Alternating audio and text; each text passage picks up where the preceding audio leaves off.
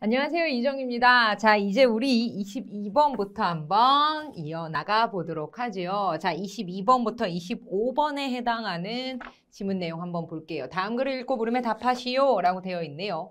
공무원에 대해서 이야기하려나 봅니다. 공무원은요, 국가 공권력의 대행자로서 공익을 위해 자신의 직무를 집행합니다. 만약 공무원이 직무 집행으로 인해 개인이 손해를 입었을 경우 국가가 이를 배상할 수 있습니다. 국가 배상이란 무엇이냐면요.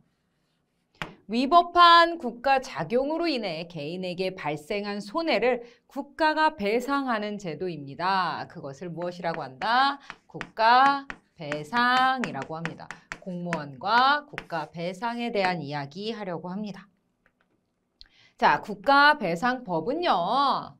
어떻게 되어 있냐? 2조 1항 본문에서 국가배상 청구권의 성립 요건을 다음과 같이 제시하고 있습니다. 첫째, 개인에게 손해를 발생시킨 행위가 공무원의 직무 집행 행위여야 합니다. 이때 공무원의 행위가 법령에 규정된 직무가 아니더라도 겉보기에 공무원의 직무 집행 행위로 볼 수 있다면 직무 관련성이 인정됩니다.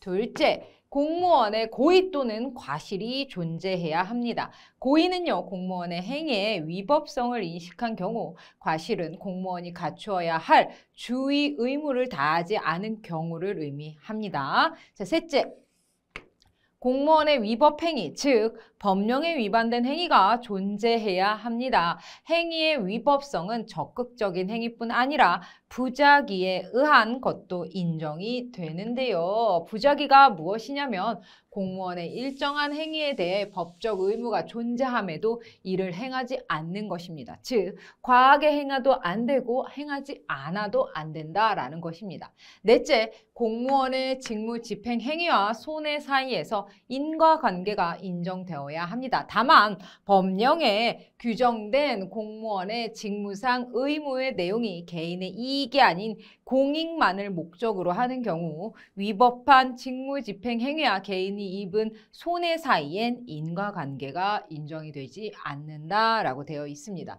그래서 국가배상법에 대해서 첫째, 둘째, 셋째, 넷째와 다만 이러한 내용으로 정리할 수 있겠네요. 그게 바로 A에 대한 내용이고요.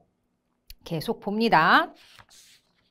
그런데 위의 요건이 모두 충족된 경우라도 국가배상에서 배제되는 경우가 있습니다. 국가배상법 2조 1항의 단서에서는요. 피해자가 이제 피해자에 대한 이야기입니다. 공무원 중 군인, 공무원, 경찰 공무원이어서 다른 법령에 의해 손해재해 보상금을 받을 수 있는 경우 어때요? 국가배상을 받지 못하도록 규정하고 있습니다. 이는 별도의 피해보상 제도를 운영하는 대신에 국가배상을 청구할 수 없도록 하여서 이중배상으로 인한 과도한 재정 지출을 방지하기 위함이고요. 계속 보죠. 이처럼 공무원의 직무 집행 행위로 인해 손해에 대한 국가의 배상을 하는 이유는 무엇일까? 이는 국가배상 책임을 이해하는 관점에 따라 달라집니다. 첫 번째, 무엇이 있어요? 자기 책임설. 자기 책임설은요. 국가가 공권력의 사용 권한을 공무원에게 맡긴 이상 공권력의 권력 남용에 대해서는 누가 책임진다? 국가가 맡겼으니 국가가 책임을 져야 한다고 봅니다. 즉, 국가배상 책임은 공무원 개인의 책임이 아니라 국가 자신의 책임이라는 것입니다. 이 경우 공무원의 민사상 손해배상 책임은 여전히 존재합니다. 민사상 책임 여전히 존재한다라는 거지요. 니은 이에 반해 대위 책임설이라고 되어 있네요. 자, 대위 책임설의 경우 국가 배상 책임은 손해를 가한 공무원이 부담해야 할 민사상 손해배상의 책임을 국가가 대신 집니다. 아하, 이는요, 어때요? 둘 다에 해당이 되고요. 이는 국가에 해당이 된다라는 거죠. 책임을 지는 주체가요. 국가는 불법을 행할 수 없다는 국가 무책임 사상의 근거에 공무원의 직무집행 행위로 인한 손해는 공무원 자신의 책임이지만 피해자 보호를 위해 국가가 대신에 그 책임을 부담한다라는 것입니다. 즉 책임을 부담한다. 책임을 부담한다라는 것입니다. 즉 무슨 얘기냐면 손해는 공무원 자신의 책임입니다만 그로 인해서 책임을 져야 될 내용이 있으면 이는 모두 한다. 누가 한다? 국가가 한다라는 겁니다. 계속 볼게요. 또한 공무원이 직접 배상해야 한다고 하면 공무 수행이 위축되고 무사안일주의가 팽배해질 수 있기 때문에 이를 근거로 합니다. 마지막으로 절충설. 왠지 두 가지를 절충할 것 같죠? 절충설은요. 공무원의 경과실은 직무수행상 통상적으로 발생할 수 있는 것이므로 이에 대한 공무원의 개인의 책임은 존재하지 않고 국가의 책임만 존재한다고 봅니다. 따라서 이때의 국가배상 책임은요. 국가 자신의 책임이 됩니다. 반면 공무원의 고의나 중과실이 있는 행위까지 국가의 행위로는 볼 수 없으므로 이 경우 국가의 책임은 존재하지 않고 공무원 개인의 책임만 존재한다고 봅니다. 따라서 이때의 국가배상 책임은 피해자 보호를 위해 국가가 공무원을 대신해서 책임을 지는 것이다 라고 되어 있네요. 자, 그래서 이는 좀 나눌 수가 있어요. 어떻게요? 경과실은요. 네, 계속 보면 계속해서 이제 이 부분을 이제 정리하고 넘어갈게요. 이쪽 부분 좀 정리하고 경과실의 경우는요. 국가입니다. 그러나 고의이거나 중과실의 경우는요. 국가나 공무원 둘 중에서 하나를 선택해야 됩니다. 계속 보죠. 자, 공무원의 직무집행행위로 손해를 입은 개인이 국가를 상대로 국가배상을 청구할 수 있는지, 가해 공무원을 상대로 민사상 손해배상 청구할 수 있는지를 국가배상 책임이 어떻게 보느냐에 따라 달라지는데요. 자기 책임설에 따르면 국가와 공무원 모두에게 배상을 청구할 수 있습니다. 반면 대의 책임설에 따르면요. 피해자는 배상 책임을 선택할 수 없으며 국가에 대해서만 배상할 수 있습니다. 절충설에 따르면요. 경과실의 경우에는 국가, 고의나 중과실의 경우에는 국가와 공무원 중 하나를 선택하여 배상 청구할 수 있다라고 정리할 수 있겠네요. 계속 보죠. 자, 이제 22번 문제로 갑니다. 다음은 윗글의 독후활동 학습지입니다. 기억에서 미음 중 윗글을 읽고 해결할 수 없는 것 찾아라. 국가배상 개념 무엇인가요? 1문단 처음에서 확인할 수 있고요. 국가배상의 개념은 이라고 해서 나와 있죠. 그 다음 국가배상법 2조 1항에 규정된 국가배상 청구권의 성립 요건이라 그래서 A 부분에서 첫째, 둘째, 셋째, 넷째, 다만이라고 할 수 있죠. 이 부분은 A 부분에서 확인할 수 있었고요. 군인의 직무상 행위로 발생한 손해에 대해서 국가배상을 배제하는 이유는 무엇인가? 라고 되어 있는데 군인이 언급된 내용 있긴 있었습니다. 어느 내용이요? 이중으로 청구할 수 있는 거는 막는다라는 이 부분이었죠. 즉 군인이 어떤 직무를 하면서 행위에 대해서 발생한 손익에 대한 내용이 아니라 공무원이나 경찰 공무원이나 군인 공무원 같은 경우는 이라고 하면서 배상 청구할 때 이분들은 한쪽에만 해야 된다라는 얘기를 하고 있었지. 이 군인의 직무상 행위로 인해 발생한 사건에 대한 이야기는 없었습니다. 디귿 아니고요. 대의책임설에서 공무원 개인의 직무상 행위로 발생한 손해배상 책임을 국가가 부담해야 한다고 주장하는 이유에 대해서 역시 나와 있었죠. 그 다음 절충설에서 공무원의 경과실로 인한 손해에 대해 공무원 개인의 책임은 존재하지 않고 국가의 책임만 존재한다고 보는 것은 이유는 무엇인가 했는데 이 부분도 역시 확인할 수 있었죠. 그래서 군인이 피해자일 경우에만 나와 있었지 군인이 직무를 항해에 있어서 누군가의 손해를 끼친 상황에 대한 언급은 없었기 때문에 정답은 디귿 찾아주시면 되겠습니다. 그 다음 23번으로 가죠.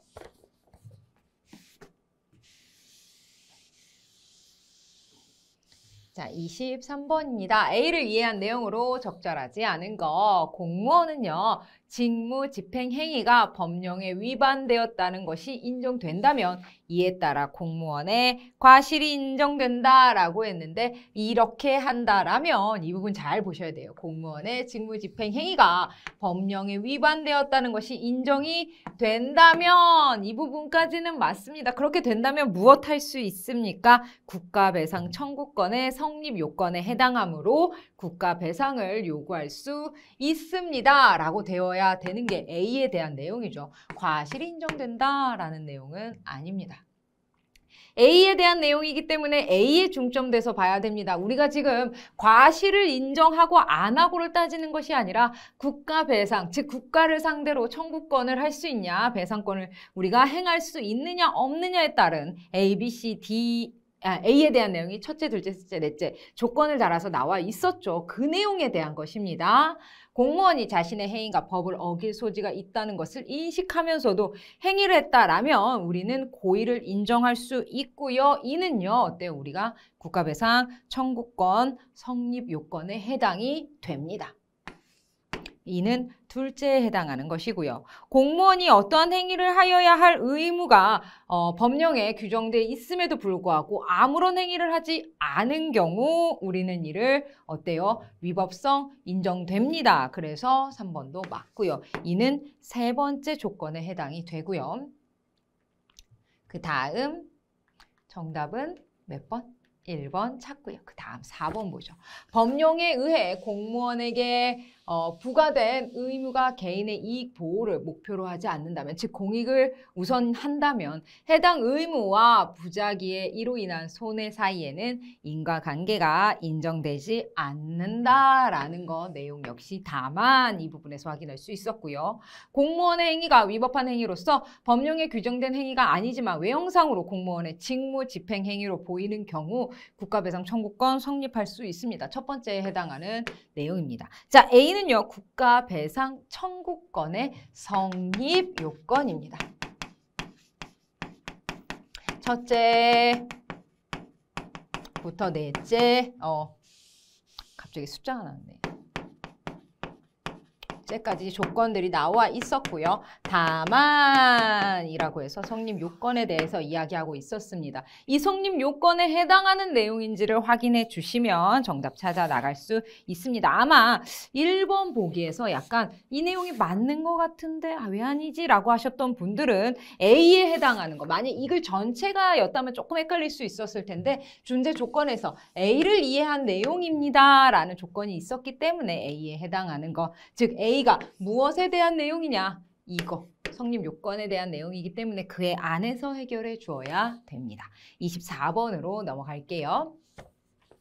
자, 기억에서 디귿의 입장에 따라 보기의 상황을 이해한 학생의 반응으로 적절하지 않은 거 묻고 있습니다. 공무원 A는요, 상급장인 B의 지시에 따라 업무를 수행했습니다. 그런데 업무 수행 중 A가 부상을 입는 사고가 발생하게 되죠.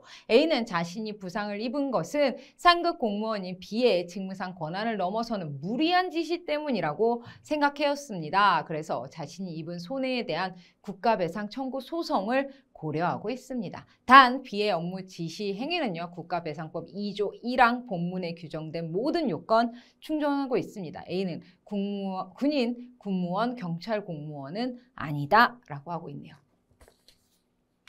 자, 볼게요. 기억에 따르면, 자기 책임설에 따르면 국가는요, A가 입은 손해에 대해 배상을 해야 하는데 이는 B의 권력 남용에 대해 국가 자신이 책임을 지는 것이다 라는 건 맞는 내용이고요. B가 했지만 B에게 그런 일을 하도록 한 것이 권한을 준 것은 국가이기 때문이지요.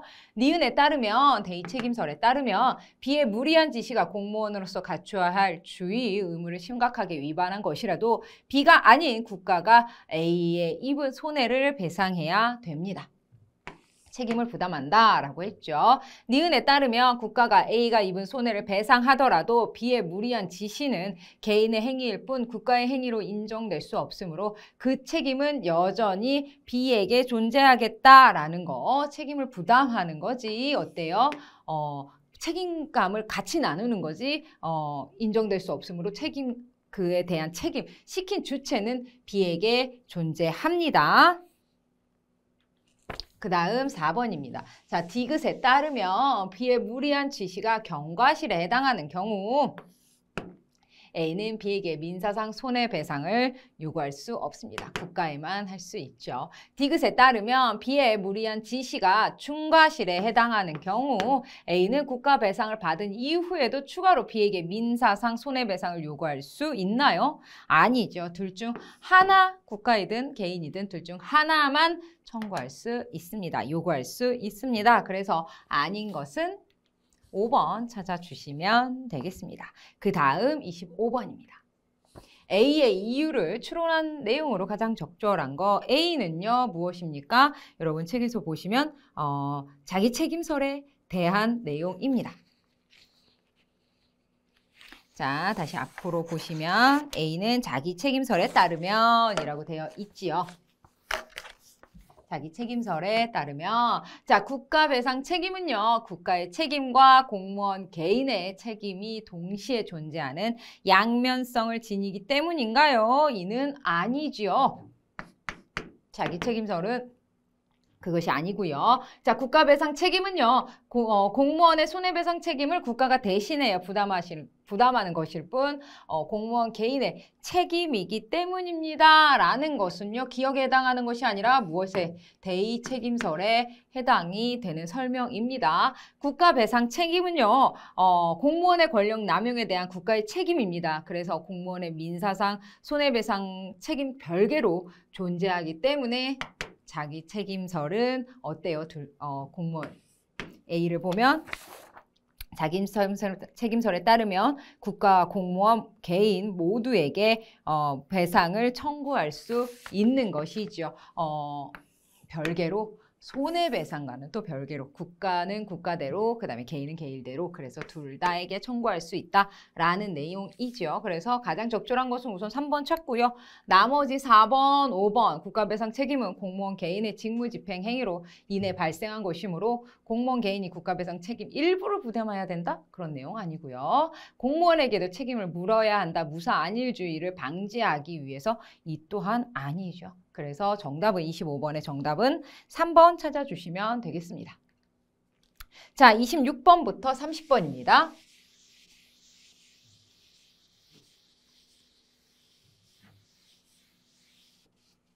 자, 26번은요. 한시입니다. 7원 율시이고요. 가에 대한 내용은 한시입니다. 나는요. 송순의 면양정가에서 영향을 받은 가사. 아주 유명해서 아마 여러분들 다 아실 건데요. 나는요. 여러분들 보시면 성산별곡입니다.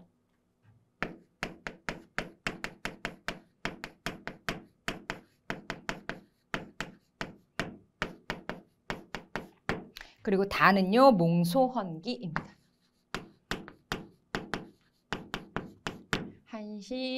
한시이고요. 가는 한시이고요. 사송과사 주구산사라고 되어 있는데 쓰진 않을게요. 여러분들 교재 나와 있으니까요. 한시이고 친월 율시입니다.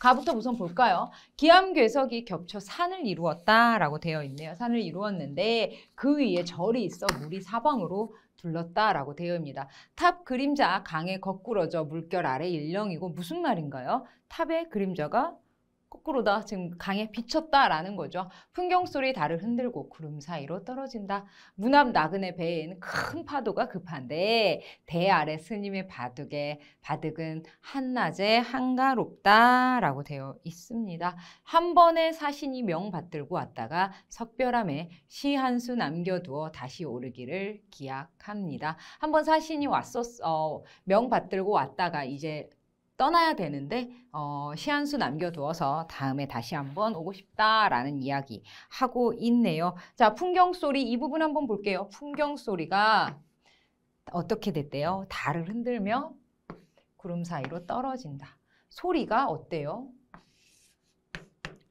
보는 것처럼 느껴졌죠? 무엇이 느껴지시나요? 맞습니다. 청각에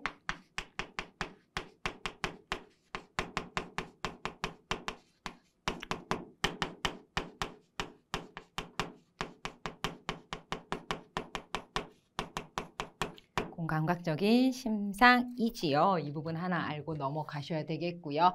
나아갑니다. 나는요. 가사입니다. 가사이고요. 나는 가사이고요. 이 성산별곡은요, 여러분도 아시겠지만 면양정가에서 영향을 받았고요. 성산에 대해서, 절경에 대해서 노래를 한 것이다. 사계절에 대한 내용이 담겨져 있습니다. 어떤 지나는 손이 성산에 머물면서 서하당 시경정 주인아 내 말을 들어보세요 라고 하면서 말을 건네고 있습니다. 성산에 머물면서. 인생 세간에 좋은 일 많은데 어디한 강산을 갈수록 낮게 여겨 정막 산중을 들고 아니 나서는고 송근을 다시 쓸고 죽상에 자리 보아 적은데 놀라앉아 어떤가 다시 보니 라고 되어 있습니다. 천변에 떴는 구름 서석을 집을 삼아 나는 듯 드는 양의 주인과 어떠한고 청개 흰 물결 정자 앞에 둘러쓰니 천손 운금을 뉘라셔 베어내요 라고 되어 있죠. 있는 듯 펼치는 듯 한사토 한사알샤 라고 되어 있습니다. 영탄쪽 어조입니다. 어찌할꼬 헌사토 헌사알샤 라고 되어 있죠. 산중에 책력이 없어서 책력은 밑에 나와 있죠. 1년 동안의 월일 절기 등을 날을 순서에 따라 적은 책입니다. 책력이 없어 사실을 모르더니 눈 아래 해진 경이 철철이 절로나니 듣거니 보거니 일마다 성간이라 신선이 사는 곳이다 라고 하면서 찬양하고 있네요. 공산에 쌓인 잎을 삭풍이 걷어 불어 떼구름 거느리고 눈조차 불어오니 어때요? 이제 쌓인 잎을 낙엽을 이제 바람이 다 걷어들이고 떼구름 거느리고 눈조차 몰아옵니다. 즉 어때요? 계절이 변하고 있지요. 천공이 호사로워 옥으로 꽃을 지어 만수 천림을 꾸며곰 내셔이고 암여울 가리얼어 동목고 빗겼는데 막대매 늙은 중이 어느 절로 간단 말고 산홍의 이 부기를 남에게 자랑마오 경옥을 은세계를 찾아 이 실세라 라고 되어 있습니다. 쭉쭉 넘어가고요. 쭉 내려가서 마지막 검은 고추를 얹어 풍입송이었구나 라고 마무리 짓고 있네요. 악곡 일흥입니다. 이렇게 성산에 대해서 이야기하고 있습니다. 찬양하는 노래입니다. 성산별곡이었고요. 그 다음 다는요. 이 세상 상은 두 가지가 있으니 낮은 양이 다스리는 일이 있고요. 그 다음에 음이 다스리는 꿈이 있다라고 했죠. 이러므로 은사가 관직을 다스리고 긴 버들로 꿈을 점쳤던 것은 이 두 가지가 어울려 행해지고 서로를 필요로 하는 바이다 라고 하면서 운을 띄우고 있습니다. 융은 이 동욱군은 이름난 진사로 벼슬이 시종이다. 그의 선조들과 집과 묘가 소성의 소래산 아래 있습니다. 이동욱군에 대한 이야기입니다.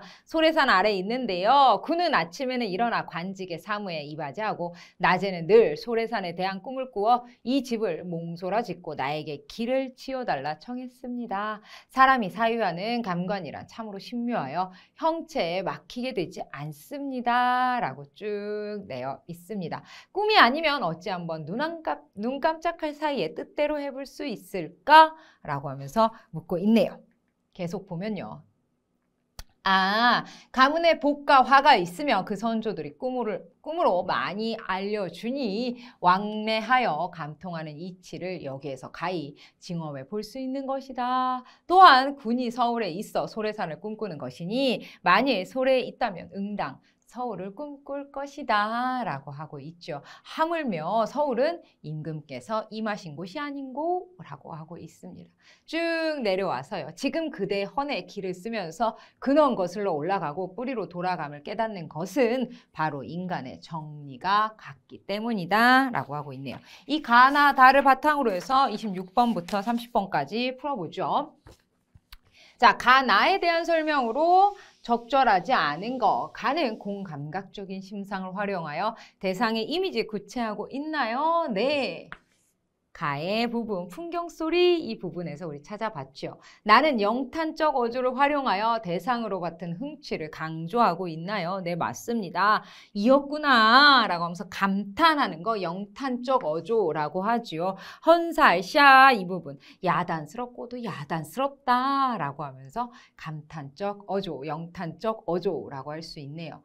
가는요, 나와는 달리요, 자연물의 화자의 감정을 이입하여 애상감 심화하고 있나요? 라고 했는데요. 이 부분은 가도 마찬가지이고요. 나도 마찬가지인 것 같네요. 이 부분.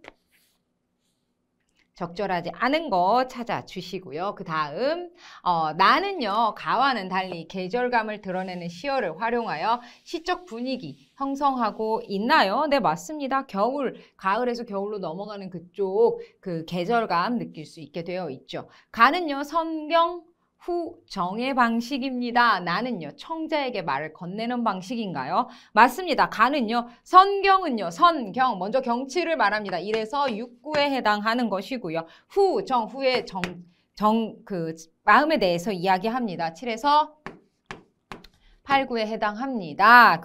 그렇기 때문에 선경, 후, 정 맞고요. 나는요, 청자에게 말을 건네고 있나요? 첫 번째 부분, 지나가는 손이 성산에 머물며 서하당 시경정 주인에게 말을 건냄이라고 하고 있지요. 말을 건네는 방식 시상 전개하고 있습니다. 그래서 적절하지 않은 곳은 3번 하나 찾아주시면 되겠네요.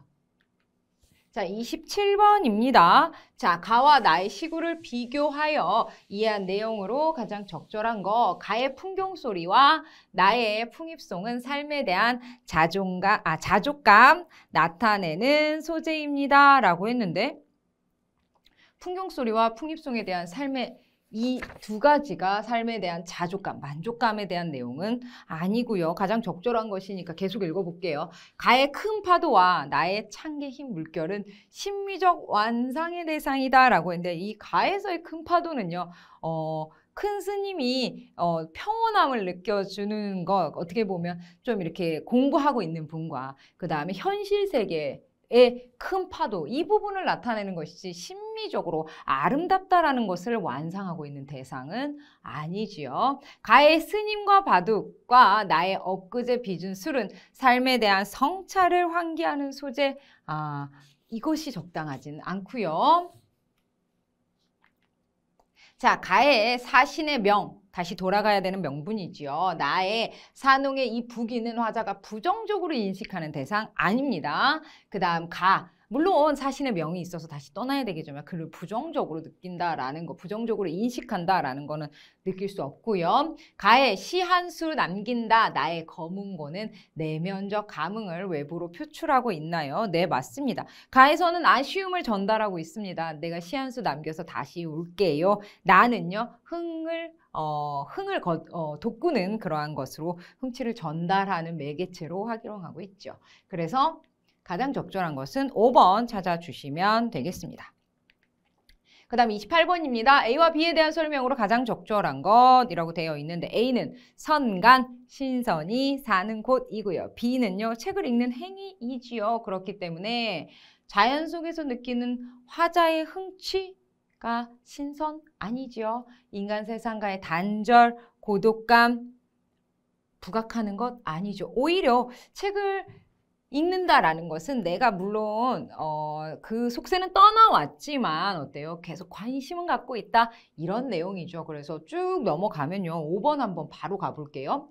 A는 산중이 인위적인 시간 질서에 구애받지 않는 곳입니다. 신손이 사는 곳이라 표현했고요. B는요. 산중에서도요. 인간 세상에 대한 화자의 관심이 여전히 남아있다라는 거, 책을 읽는 행위에 대한 내용, 이것이 가장 적절할 것 같네요. 그래서 정답은 5번 찾아주는 게 가장 적절합니다. 아닌 것도 중요하지만 차라리 A와 B의 내용이 이렇게 딱 정해져 있다라는 것을 오히려 알고 하는 게 더욱더 중요할 것 같네요. 29번입니다. 자, 보기에 선생님의 설명에 따라 가에서 달을 감상한 내용으로 적절하지 않은 것. 선생님이 말씀하십니다. 문학에서의 공간은요, 단순히 물리적 영역으로 그 의미가 제한될 수 있지만 공간에 어떤 태도나 가치관이 투사될 수도 있습니다. 이때 투사되는 가치관에 따라 공간들 간의 위계 질서를 형성할 수 있습니다. 또한 가치관의 투사로 인해 공간이 가진 의미가 새롭게 파악되기도 합니다.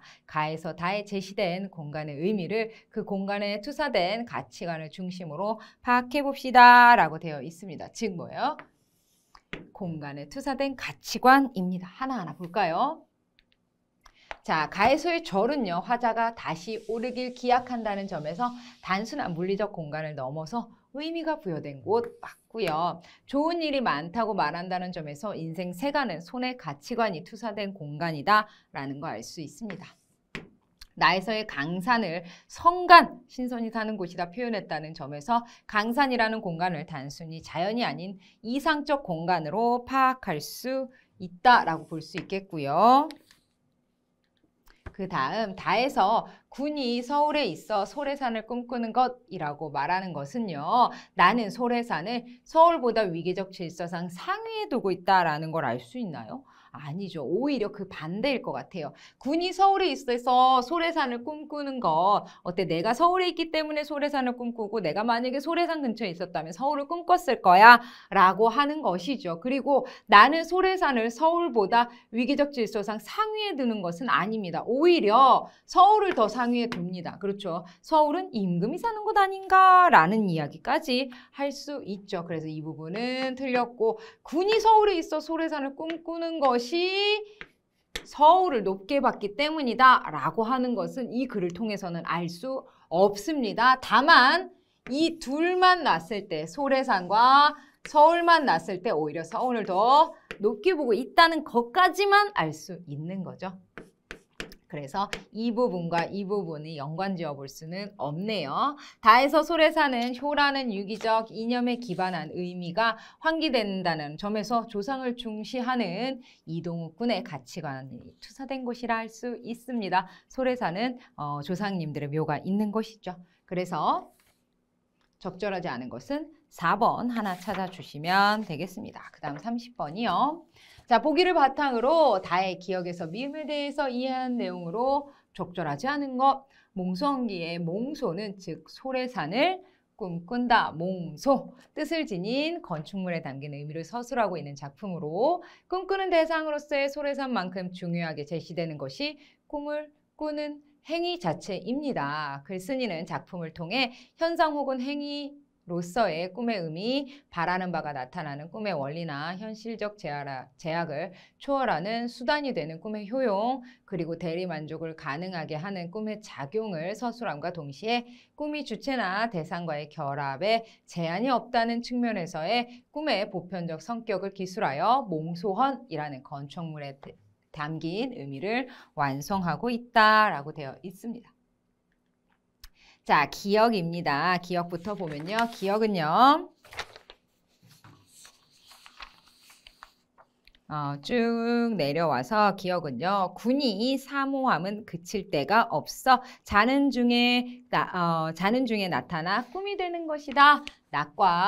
낮의 일과 밤의 꿈이 대등한 가치를 부여함으로써 꿈의 의미 드러내고 있는 것 맞고요. 그 다음 니은입니다. 꿈이 아니면 어찌 한번 눈 깜짝할 사이에 뜻대로 해볼 수 있을까? 현실에서 그리움과 사모의 대상이 꿈으로 이어지는 꿈의 원리 이어지고 제시되고 있고요. 그 다음 디귿입니다.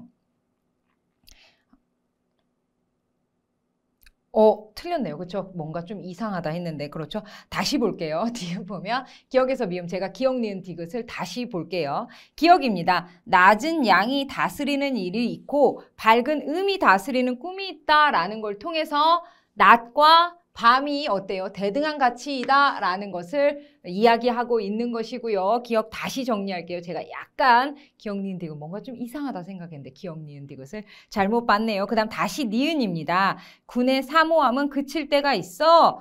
그칠 때가 없어요. 사랑하는 마음을 그칠 때가 없어. 중지되는 지가 없어서 자는 중에도 나타난다. 즉 현실에서 그리움과 사모함 대상이 어때요? 꿈까지 이어지는 이유는 그리워하는 마음이 그치지 않아서이죠. 그 원리 제시되고 있고요. 디귿입니다. 꿈이 아니면 어찌 한번 눈 깜짝할 사이에 해볼 수가 있겠냐. 공간적 거리에 따른 현실적 제약. 꿈이니까 가능하다라는 거. 꿈의 효용, 받아들일 수 있는 효용의 범위 제시되고 있습니다. 그 다음 리을입니다. 자, 리을 보면요. 가문에 복과 화가 있으면 그 선조들이 꿈으로 많이 알려주니 왕래하여 감통하는 이치를 여기에서 가히 징험해 볼 수 있는 것이다 라고 되어 있습니다. 현실에서 실현할 수 없는 바에 대한 대리만족을 가능하게 하는 꿈의 작용 구체화하고 있다라고 했는데 대리만족이 아니라 오히려 리을을 보면요. 어때요? 징험해 볼 수 있다. 왕래한다. 선조들이 꿈에서 많이 알려준다라는 거. 어떻게 보면 꿈이기 때문에 가능하다라는 거. 꿈의 효용에 대한 내용이죠. 조상들이 꿈에 나타나서 이것저것을 알려주는 것이죠. 그 다음 미음입니다. 늙어서 서울에 몸붙이고 있으니 매일 미상 꿈을 꾼다라고 되어 있습니다. 꿈이 나 미상과도 결합할 수 있다는 것을 통해 주체나 대상에 제한이 없는 꿈의 보편적 성격 제시되고 있습니다. 적절하지 않은 것은 4번 하나 찾아주시면 되겠네요. 마지막 30번 문제 큰일 날 뻔했지만 뭔가 좀 이상하다 생각해서 다시 한번 봤는데 제가 역시 기억 니은을 잘못 읽고 있었어요.